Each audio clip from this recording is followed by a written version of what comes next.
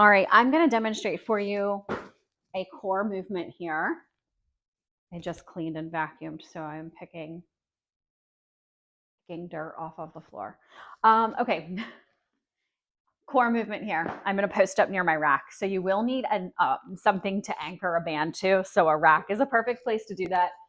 And then I'm going to grab, knocking equipment down, one of my lighter bands here. So let's see.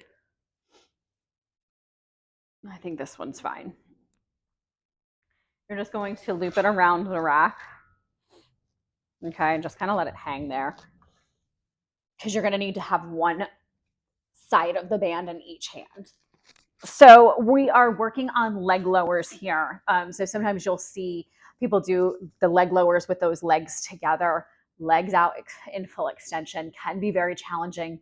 We tend to find that our hips start to roll forward. We lose connection with the back, with the ground, keeping our back to the ground. So the bands almost act as a little bit of an anchor. So a little bit of resistance behind you to kind of help you keep everything in nice and tight.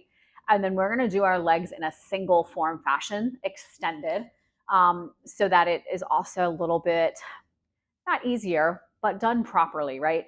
So I think that we get into our minds that these modifications mean we're not strong.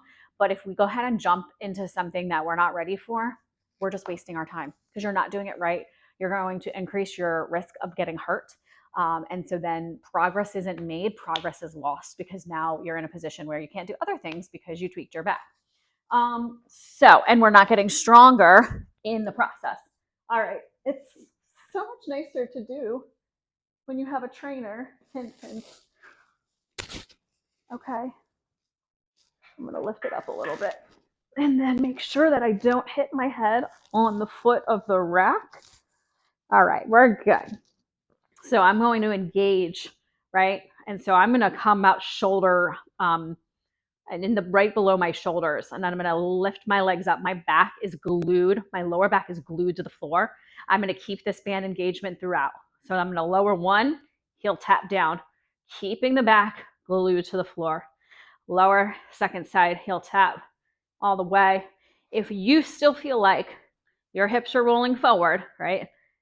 Coming off of the ground. I know it's hard to see, but I just kind of allowed it to happen. Think about a slight bend in the knee, and then we can go to that point, right? So after you get that slight bend in the knee, don't bend it anymore.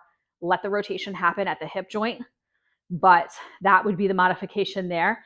But that band should help counteract some of that weight with your legs falling to the ground and really help you maintain that nice and braced core and your back flat to the ground.